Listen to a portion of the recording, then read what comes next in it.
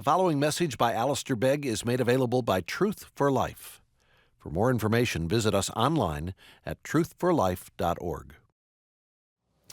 I want to invite you to turn again to Philippians chapter 4, if you would, and to the focus of our study. If you came without a Bible and you wondering just what to do, then if you look in front of you or around you, you'll find that there are Bibles there. We've put them there so that you might use them, and if you're unfamiliar with your way around, then if you turn to page 832, you will be right on track with this morning's study.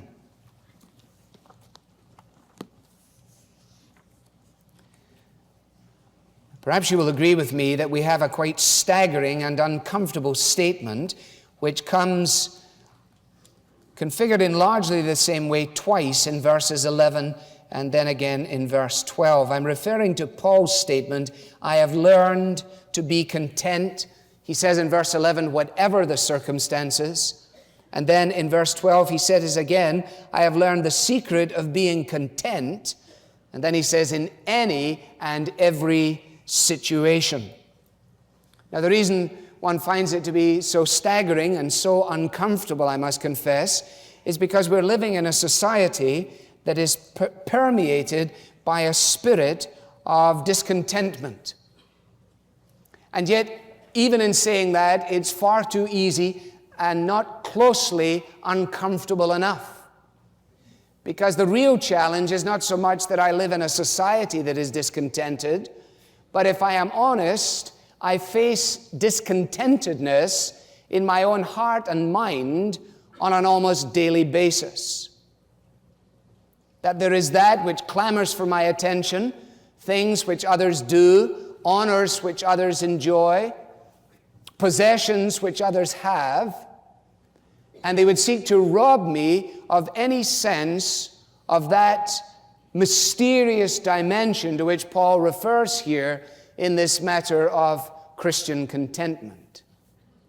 Envy and contentment never go hand in hand. Covetousness, which is a sin, and contentment, which is a grace, never coexist in our lives.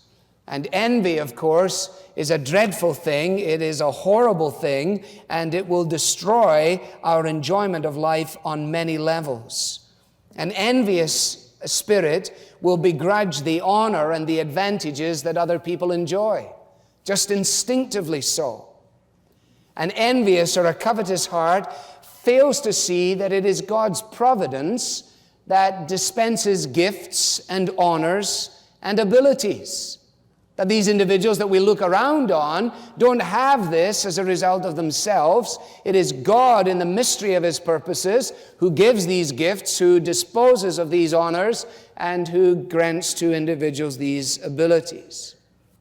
Failure to understand that means that the covetous heart is almost always sad at the happiness of others. A covetous heart becomes hostile towards people that have never ever injured us. It's the dreadful thing about covetousness or about envy. We can hate people we don't even know. People that we have never had a conversation with, that we have only seen from the other side of the car park, that we have only encountered on an elevator somewhere, and somehow or another, why is it that I find this individual so distasteful? And when I trace it to its ugly root, I discover it is because of covetousness. And I realize that what fuels my covetous heart is a lack of contentment with what I am, who I am, what I have, and the honor, whatever, that has been bestowed upon me. Now, I have found these verses distinctly uncomfortable, and I'm of the opinion that if I spend the week being uncomfortable, there is no reason why you should get out of it on the Sunday morning. So for those of you who think that somehow or another I spend the week in tranquil bliss, just waiting for the opportunity to make your lives as wretched as I possibly can, and then to run for the cover of darkness, don't misunderstand what's taking place here. These sermons must first be passed through my own heart and mind and experience if they are to come with any sense of pungency to you who in turn have the privilege and responsibility of listening to them. This is distinctly uncomfortable. and peculiarly challenging. I have learned the secret, says Paul, of being content. Every so often people say to me, if you could put that in a bottle, you could sell it. And here is one of these occasions. If you could somehow or another grab this and market it, people will say, everybody would want this. And the spirit of discontent which pervades our culture is such that that's exactly true. People long for contentment, and they think that they will find it down these various avenues, and of course it leaves them high and dry. Now, the 20th century is not unique in this respect. The Puritan writers had a great deal to say about the absence of contentment in their day. Writing in the 17th century, Jeremiah Burroughs penned a wonderful treatment of this, beginning with an exposition of Philippians 4:11 and following, when he wrote a book entitled The Rare Jewel of Christian Contentment. And in the course of that, he makes this remark: the mystery of Christian contentment is the duty, glory, and excellence of a Christian. That's interesting, isn't it? Because I think that I'm not far wrong in assuming that if we were to try and choose a word or a characteristic that would be representative of mature Christianity, that would be marked by excellence and by honor and by duty, I'm not sure that the first word that would come to mind would be the word contentment.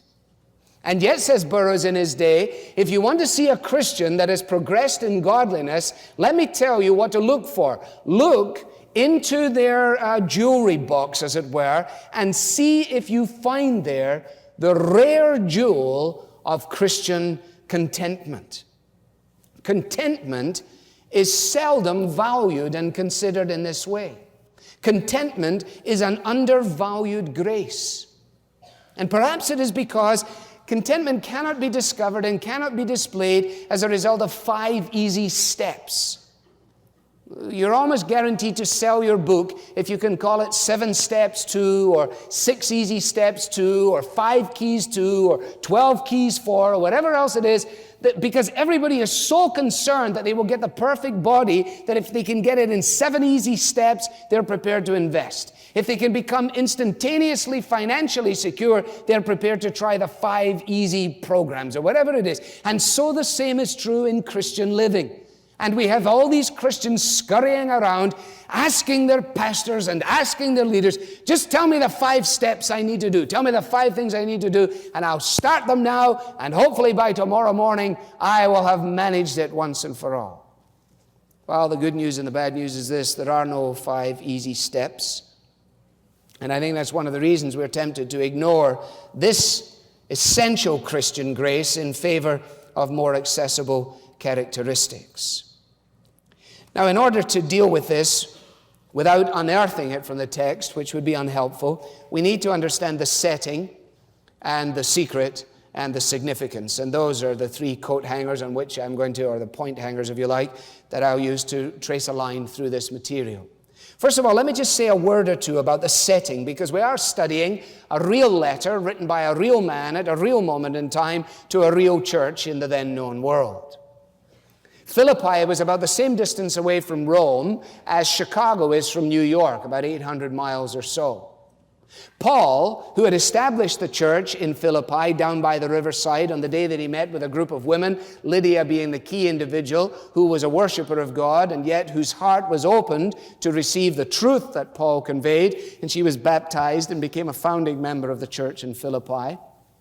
He was now distanced from this by all these miles, and he was in the jail in Rome. The church in Philippi loved him as much as he loved them, and so they determined that it would be profitable to send somebody to Rome on behalf of the church to convey their love for Paul and also to carry with him gifts that they had put together in order to be a source of encouragement to him. And so this man by the name of Epaphroditus had, by various means of conveyance, made his way to Rome. And this is referred to in verse 18, where we read, I have received full payment, and even more, I'm amply supplied now that I have received from Epaphroditus the gifts you sent. So that's the context. A man from the church in Philippi had shown up in Rome, had brought these gifts, and while he was there, he had become dangerously, gravely ill. God had brought him back to health and strength, which was a relief to Paul, and he was now sending Epaphroditus back to Philippi with this letter, which in part was his thank you note. And he was glad to be able to do so because he figured that the return of Epaphroditus would make them glad, that the good news of Paul, even though the strangeness of his circumstances, would also make them glad, and also that he would be able to give them guidance concerning the peculiarities that were confronting them as a church and about which he had learned from Epaphroditus and doubtless others too, and that he would be able to convey his gratitude to them for all of their kindness. Now you get all of that in Philippians chapter 2 and in verse 26 and following. You can read it at your leisure, but verse 28 says, therefore, regarding Epaphroditus, I'm all the more eager to send him so that when you see him again, you may be glad and I may have less anxiety. You ever notice that little phrase there, I may have less anxiety? This is the Apostle Paul. This is the one who in Philippians 4 says, do not be anxious about anything, but in everything with prayer and supplication, let your requests be made known to God. Does that ring any bells for you in light of how I introduced our subject? You see, it's not that Paul is coming out of some rarefied zone with words of exhortation to these Christians who live in a different zone, but rather it is he who understands the inroads of anxiety to his own life, understands the problem with preoccupations, his concern for the church in Philippi, his concern for Epaphroditus, I hope he gets better again, his concern to see him safely on his way, his genuine interest in the gladness of the church in Philippi, and so on. He says, I've got to get Epaphras out of here and back to you, and that'll make you glad, and frankly, it'll relieve me of a measure of anxiety.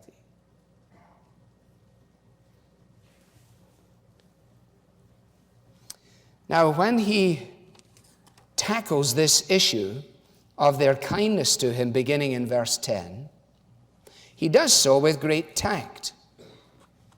Well, you say, well, what about the little phrase there, at last? I rejoice greatly in the Lord that at last you have renewed your concern for me. Now, I'm putting emphasis on it there by my tone of voice. Is this what he's saying? Is this like your auntie or your grandmother who writes to you and sends you a postcard from her vacation and says, I'm glad that you finally got round to sending me a thank you note for your birthday. And it's kind of like, He said, okay, fine. And the parents are going, try and write the thank you note before you have another birthday, please, so we don't have your grandmother writing one of those notes again. Is it that? I don't think so. I don't think so at all. I think that Paul, that the whole inference here is, I rejoice greatly in the Lord that after all this time you've renewed your concern for me. When the time is long past, when I might have thought that you'd forgotten me, when I might have seriously considered the possibility of you disbursing gifts in another direction. After all this time, you still send me stuff in Rome. Man, thank you so much. That was so kind of you. I love you in the Lord. You're my joy and you're my crown. Or it may even be that they had said in sending this stuff to him, we're glad at last that the opportunity has coincided with the desire, and that was their phraseology. And so when he writes back, he simply quotes them, and he says, I'm glad, like you're glad, that at last this has taken place. But if you read the verses with care, as I'm sure you're doing, you will notice that there is a sensitivity here which needs to be here in relationship to the disbursing of funds or the giving of gifts to those who are in a unique way in the service of Christ. Because there is a constant danger that the servant of God, in this case Paul, may create the impression that he's in it for the money. Haven't you heard people say that about folks who are involved in Christian service? Oh, I think they're just in it for the money. Or, I think they're just in it for what they can get out of it. Or, I think it's just so that they can get these big gifts that come their way. And so he stresses, verse 11, that he wasn't in need. He says, I'm thankful that you've shown your concern. I know that you would have done it sooner, but desire has not combined with opportunity. And then he says to himself, or maybe to his secretary after he's penned that verse, he says, I don't want to give anybody the impression here that I've been sitting around in this dungeon just waiting for this stuff to show up. Let's write another sentence. Write this. I'm not saying this because I'm in need. In other words, I don't need this stuff. And the reason I don't need it, he's going to go on and tell them. He didn't need anything, really, because he had learned the ability to be contented with or without the provisions. You say, well, is this some kind of otherworldly existence? No, it's not. Paul, when he writes his swan song in 2 Timothy, again in the dungeon in Rome, says, could you please come, my dear friend? I long to see you. Try and get here before winter. I'm lonely and I need friendship. Could you bring my cloak? Because I'm cold and I need to snuggle up. And could you bring my parchments? Because I'm bored and I want to read. That's the same guy who's saying, I don't need this stuff. You say, well, wait a minute. He says he needs the friendship, he needs the cloak, he needs the parchments. He wants them, but he'll be fine if they don't come. Because he has learned the secret of being content whether his needs are met or whether they're not met. Whether they're met in abundance or whether they're met frugally. He has entered into a dimension of living which is a real man in a real environment. It's not funny stuff. Now let's just turn this and view it from the other side for a moment, because here we have the servant of God and he is concerned that nobody thinks he's in it for the money. That's essentially his predicament. I don't want you thinking that I'm sitting here, verse 17, waiting for a gift. I'm really looking for credit to go to your account as a result of giving the gift, he says. Now there is a perverse but not unusual way in which the people of God may respond to this expressed concern of God's servant. And it goes something like this, and you may have heard it in committee meetings for a missionary society or for the city mission or for whatever else it is.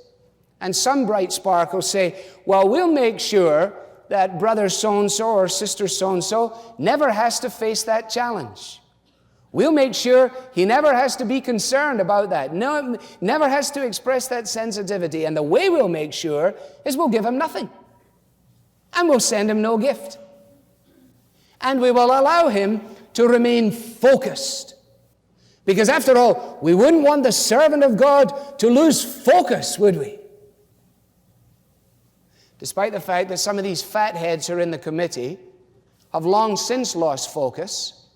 They got money sticking out of every orifice of their jackets. But they've determined that since God's servant mustn't be focused on the wrong thing, they will prevent him from being focused on the wrong thing because they won't give him anything. So don't give him a car, give him a bicycle, because if he gets a car, he might like a car. You mean he might like it like you like it?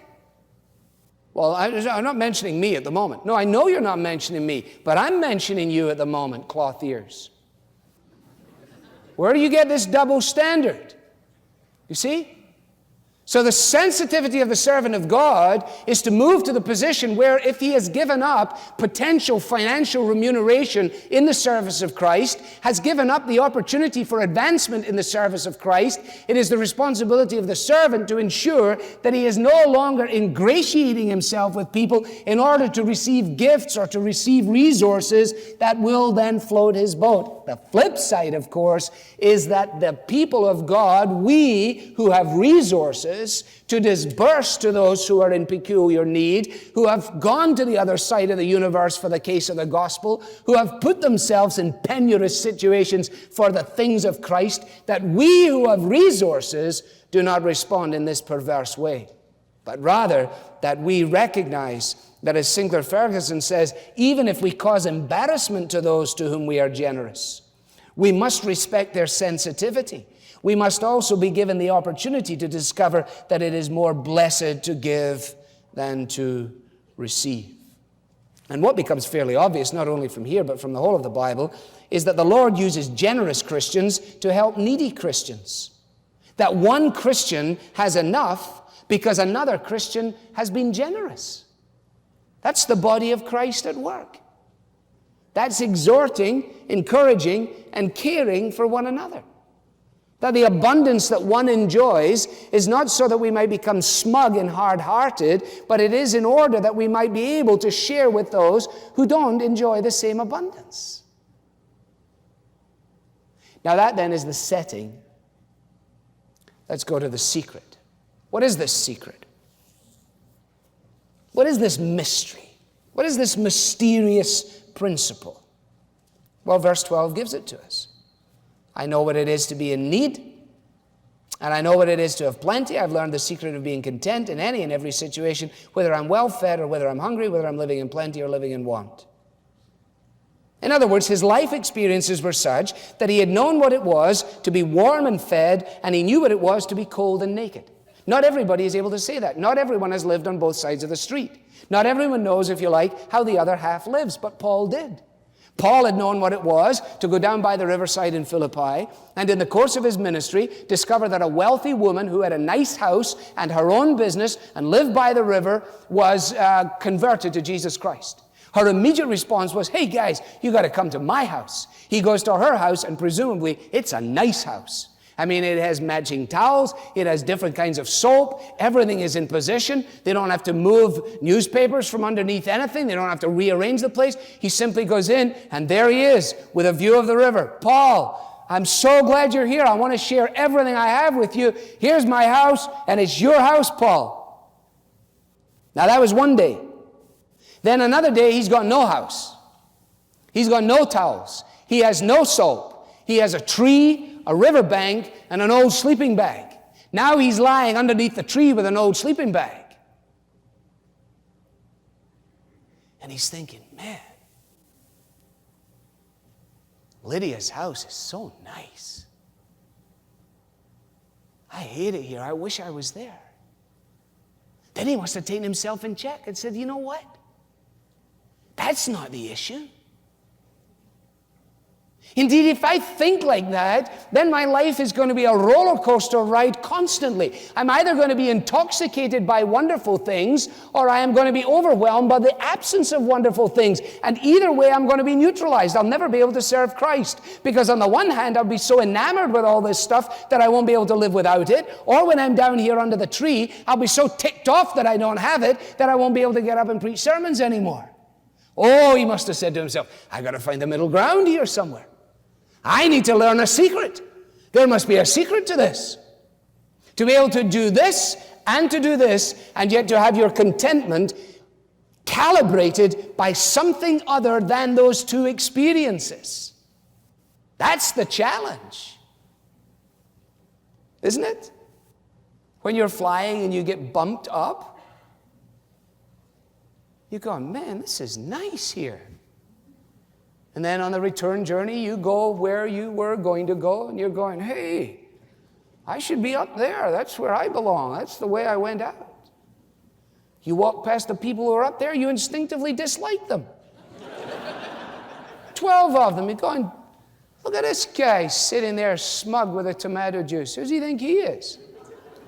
He's just a business guy going to his appointment. What's your problem? See? This is uncomfortable. This is challenging. And we've baptized a lot of worldly mentalities into Christian orthodoxy, and frankly, we're as messed up on this as the world is. We can't talk to the world about contentment, most of us, because we are so jolly discontented.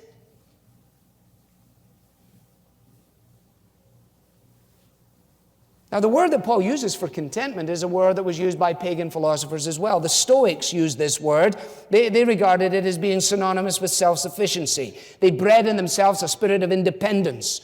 They had nothing to do with their circumstances. They were above it and beyond it. They were, if you like, summarized in Paul Simon's words in the early 70s, I am a rock, I am an island, and a rock can feel no pain and an island never cries. That was the Stoics' approach to contentment. I divest myself of all of this stuff. It doesn't touch me. So it was a kind of mind over matter approach. But that's not what Paul is saying here. Paul's declaration is not the stiff upper lip of the Stoic in his self-sufficiency, Rather, Paul's statement here is grounded in the sufficiency of the Lord Jesus Christ. That's verse 13. I can do everything through him who gives me strength. In other words, the spirit of contentment, the secret of contentment, wasn't and isn't found in a spirit of detached apathy or cultified indifference. Contentment is a result of bowing my heart and mind to the will of God, no matter the conditions that I face. Contentment is bowing my heart and mind to the will of God, no matter the conditions that I face. That's why when you see contented people, they are so striking. Whether these people live in poverty or whether they live in the far reaches of prosperity. And all of us have known and know such individuals. And the thing that is so striking in meeting them is that this secret is at least in place and is being developed in their lives. They're neither overwhelmed by poverty nor are they intoxicated by prosperity. It's in this context, of course, that verse 13 makes sense. Paul is not saying in verse 13 that he can do anything to which he puts his mind. But that's the way verse 13 is largely used, you know. I am horrible at mathematics. There's no way in the world that I could get through certain pieces of the SAT. But Philippians 4:13 says, I can do all things through Christ who strengthens me. Therefore, here we go. Well, there's always a chance that there may be a divine intervention in some dramatic way, but by and large, Philippians 4:13 is going to do nothing for you except give you the strength to deal with a sense of abject failure that you experience when your SAT mathematical section results come back. That's where it fits in. I can do all things through Christ who strengthens me. In other words, I can flunk and still get on with my life, rather than, oh, I can do this, I can do that, I can do the next thing, I can do everything. I believe Jackson has Philippians 4:13 on the underside of the bill of his Indians hat, right? It's good. I'm glad he has that there. There's a lot worse things that he could have there. But it's not because he has Philippians 4:13 underneath the bill of his hat that he's able to close down so many of those people. It's because God has given him an innate ability to throw that ball. No, Philippians 4:13 is not saying I can do anything I put my mind to. Philippians 4:13 is saying by Christ's strength, I can be calm in adversity and I can be humble in prosperity. Because that's what's needed. Prosperous people need to learn how to be humble, and those of us who live in adverse circumstances need to learn how to be calm. Now notice that contentment is learned. Learned. I have learned to be content. What is it, Smith Barney? We make money the old-fashioned way, we earn it. This is Paul. We discover contentment the old-fashioned way, we learn it. See, people want to go somewhere and have it hit them. Whoop! I'm contented. Thank you. I went to a meeting and a guy did this, and I was contented. Or I went somewhere else and he gave me this, and I'm contented. I keep it in my pocket, and hey, I'm contented. Baloney. Let me come now finally to the significance then of this secret. The setting is Philippi and Rome. The secret is that detached from these external factors of want or plenty, Paul is discovering something. What is the significance for us? Is there any way that we can summarize it? Well, let me give you just one or two things that I haven't completely thought through. These are my homework things. And if I'm doing homework, guess what? You're doing homework as well. That's the way it goes. And I'm hoping you do it well so you can come and tell me some of the answers to my questions. We're in this together. What is the significance then of this secret? Number one, Christian contentment is clearly independent of my circumstances.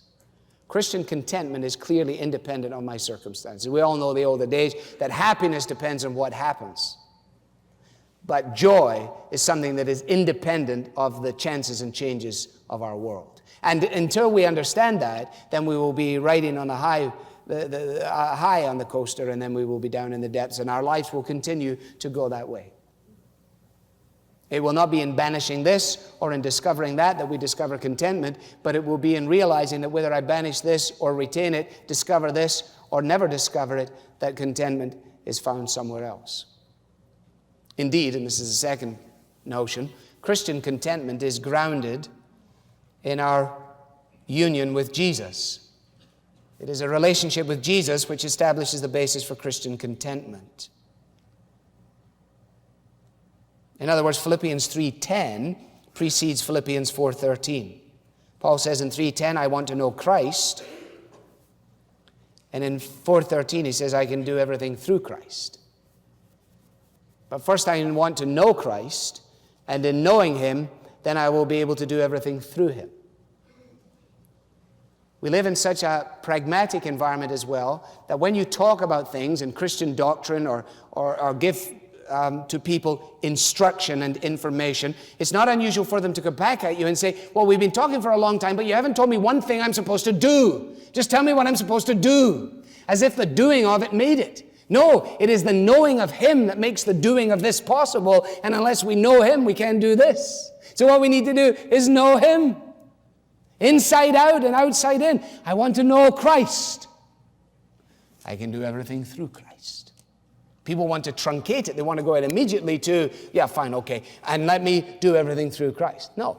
Do you know Christ? You say, well, of course I know Christ. I'm committed to Jesus Christ. He's my personal Savior. October the 4th, 1947. Now, I know that you met Christ. I'm asking you if you know Christ. I've met a lot of people that I don't know.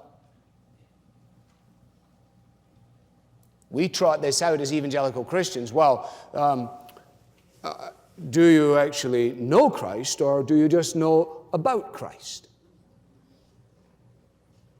To which the pagan may turn around and say, well, let me ask you the self-same question.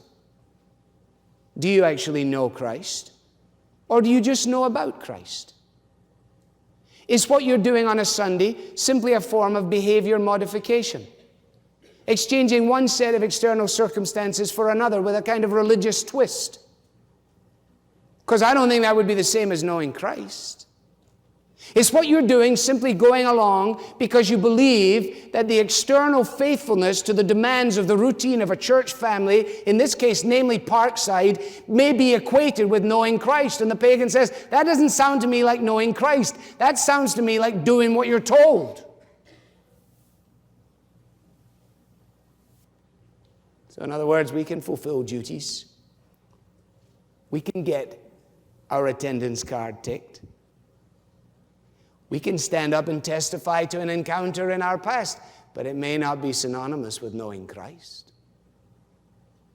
Why am I so discontented? Not because I haven't found the 5 principles, because I don't know Christ. If I knew Christ and how wonderful he is, if I really believed that he is my all in all, if he is more precious than silver, more costly than gold, more beautiful than diamonds, and nothing that I have compares to him. You see, if I really, really, really believe that, then it would radically transform the way in which I view my circumstances. Therefore, I have to sadly conclude that I really, really, really don't know him in that way. And of course, I may be different from you.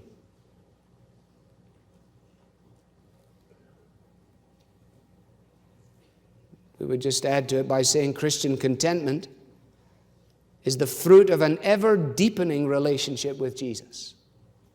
It's the fruit of an ever-deepening relationship with Jesus. The more I know of Christ, the more contented I become.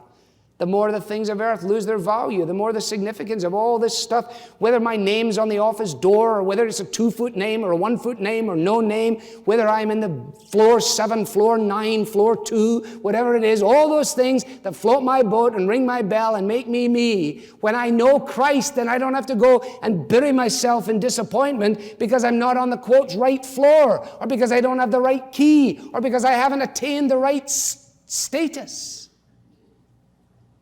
And when Christians, when we grovel after all that stuff, what we're saying is we don't know Christ in an ever-deepening dimension, because if we did, we would learn contentment along with that.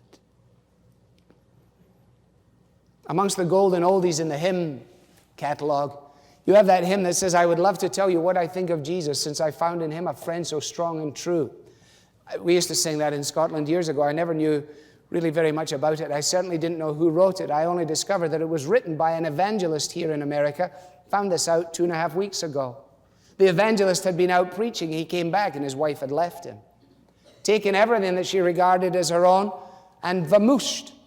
Left a note on the kitchen table which simply said, see you around. In fact, see you never, goodbye. And she never came back. And he was brokenhearted. And he tossed and turned. And finally he sat down and he did what he'd never done.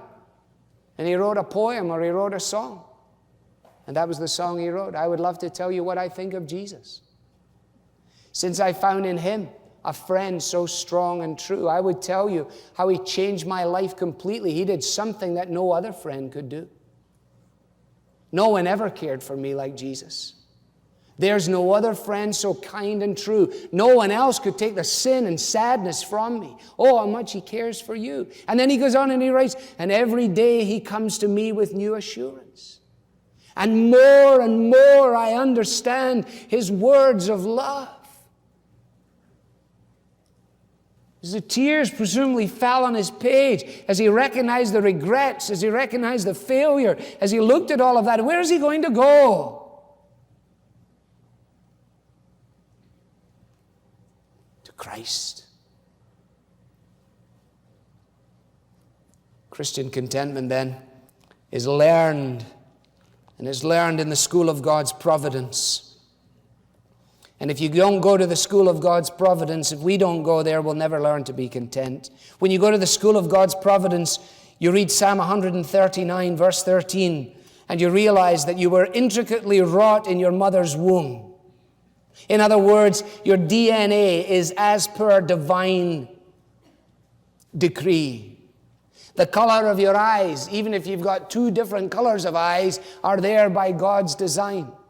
When you stand in front of the mirror and you look at yourself and you go, oh man, that is not nice. And when you're tempted to go around commiserating with yourself about what a wretch you are and how pathetic you look, stand up and say, hey, nice work, Father. Nice work, Father. I know you didn't do this, I added this, but thank you just the same. Thank you. And if I were a butterfly, I'd thank you for my wings. And if I were a robin in the tree, I'd thank you that I can sing. And if I were a fuzzy-wuzzy bear, I'd thank you for my fuzzy-wuzzy hair. But I just thank you, Father, for making me me. Some of you haven't got there yet. I talk to university students, they want to talk about their identity. I had a kid come to talk to me 2 weeks ago down there in Ohio, further south in Ohio. He said, and he got in the room, and it's always a little awkward. You don't know what the guy's going to say. He could ask you anything at all. Eventually he goes, I'm here to talk to you about my identity. So I didn't have a clue what that meant. So I said, well, tell me a little more about how you're feeling. And the further the guy went, I still didn't have a clue what he meant. I had not a clue what this kid was on about, because I had never once thought about what he was on about. It never once occurred to me. But I think maybe I'm weird, but other people are out there and they're so discontented with their identity. I don't like who I am. And I don't like where I was born. And I don't like my dad, and I hate when he shows up at the restaurant when I'm there because he doesn't eat properly. He doesn't eat the way I've learned to eat since I became smart and since I became au fait and since I became prosperous. Cut it out. Your dad's your dad by divine appointment. Your mom's your mom by divine appointment. The color of your hair is by divine appointment. Every aspect of your life is by divine appointment. Don't be discontented with this stuff. You say, well, then it's an invitation to be devoid of ambition. No, it is absolutely not. But it is to embrace one significant life-transforming ambition. And it is this. Christian contentment is the direct fruit of having no higher ambition than to belong to the Lord and to be entirely at His disposal. Christian contentment is the fruit of having no higher ambition than to belong to the Lord and to be entirely at His disposal. You think that out.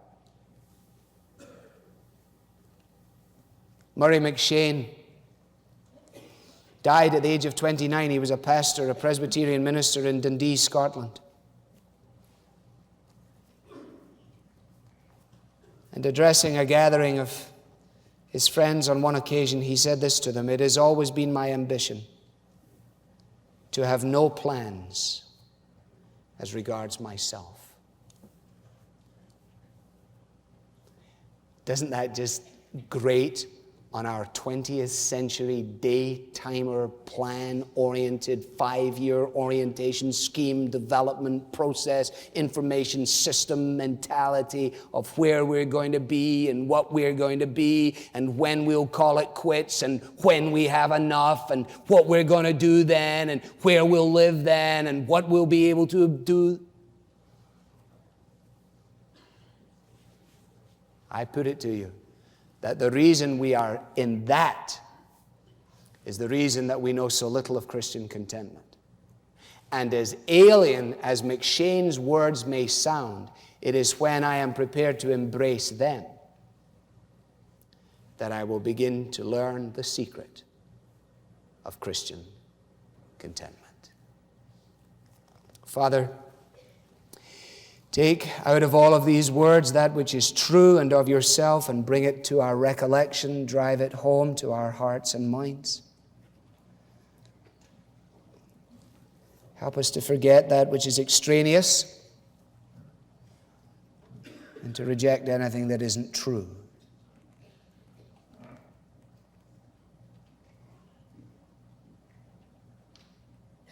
Forgive us for a spirit of discontentedness with who we are and where we are and what we have. Train us afresh, step by step, day by day in the school of your providence. We want to learn this secret. We feel like saying with Paul, not that I have already attained all this or have already been made perfect. We certainly know that. But we want to say only to be what He wants me to be every moment of every day. Yielded completely to Jesus alone every step of the pilgrim way. Just to be clay in the potter's hands, ready to do what His will commands. Only to be what He wants me to be every moment of every day. And may grace, mercy, and peace from the Father, the Son, and the Holy Spirit rest upon us and move us towards that wonderful discovery today and forevermore. Amen. This message was brought to you from Truth for Life, where the learning is for living. To learn more about Truth for Life with Alistair Begg, visit us online at truthforlife.org.